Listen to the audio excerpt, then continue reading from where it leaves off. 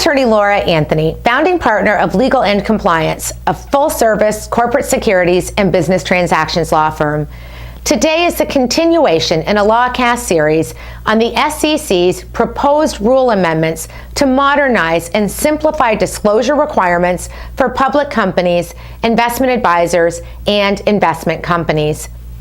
At this point in the LawCast series, I am summarizing the rule amendments proposed earlier on July 13, 2016, which rules are slated for action this year. The proposed Regulation SK and Regulation SX amendments cover duplicative requirements, including duplications between financial footnote requirements and disclosures in the body of a registration statement or SEC report. Overlapping requirements, which may not be completely duplicative. The SK amendments consider whether to delete certain disclosure requirements that are covered in GAAP or other financial reporting, or to integrate such disclosures into a single rule source. Outdated requirements, which have become obsolete due to the passage of time or change in regulations, business, or technology, and superseded requirements, which are inconsistent with recent legislation or updated rules and regulations. The proposed Regulation SK and SX amendments also seek to eliminate a laundry list of 26 redundant and duplicative disclosures. Most of these proposed changes are technical and nuanced, related to particular Regulation SX GAAP and other financial statement disclosures. For example, foreign currency, financial statement consolidation, income tax disclosures, contingencies and interim accounting adjustments, and the like. As the proposed rule eliminations are duplicative, they will not change the financial reporting or disclosure requirements themselves.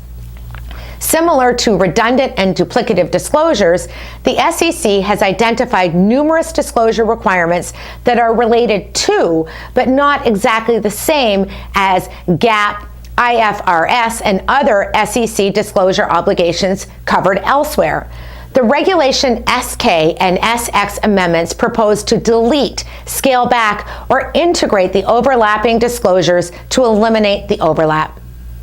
The SEC category of overlapping disclosures and related Regulation SK and SX amendments have added broad considerations. For example, some of the proposed changes would result in the relocation of disclosures in the filings. This raises considerations related to the prominence of information in a particular report and moving information from outside to inside financial statements. When information is in a different location in a report, it may receive more or less attention and be thought of as more or less prominent or important. Moreover, information inside of financial statements is subjected to audit and interim review, internal control over financial reporting, and XBRL tagging. In addition, information inside of financial statements is not subject to the safe harbor protections of the Private Securities Litigation Reform Act of 1995 related to forward-looking statements. A complete detail of all of the proposed Regulation SK and SX amendment changes related to overlapping disclosures is beyond the scope of this LawCast. However, a few items deserve discussion. In general, many of the changes proposed by the SEC relate to interim financial reporting. In some cases, where items are fully required to be reported in a Form 8K, annual report, or management discussion and analysis, i.e. MD&A, the SEC proposes eliminating the same or similar requirement from interim financial statements on Form 10Q. For example, the SEC proposes eliminating significant business combination pro forma financial statement requirements from interim financial statements for smaller reporting companies and Regulation A filers. The pro forma financial statements are already sufficiently required by Item 9.01 of Form 8K.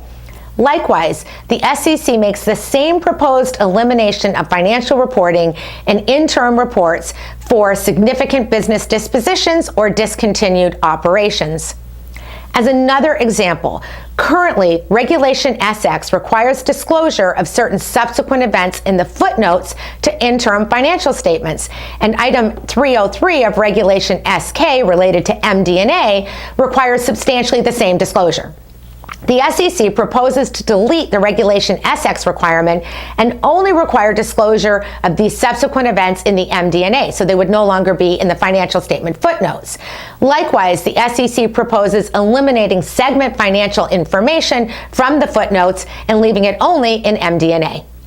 In other cases, the SEC supports elimination of a disclosure in the body of a document in favor of a financial statement disclosure. For example, the SEC proposes eliminating a discussion of warrants, rights, and convertible instruments from the body of a Form 10 or S1, noting that a complete disclosure, including dilution, is required in the financial statements themselves. I'm securities attorney Laura Anthony, founding partner of Legal and Compliance and producer of LawCast. Should you have any questions about today's topic, please visit securitieslawblog.com and lawcast.com or contact me directly. Inquiries of a technical nature are always encouraged.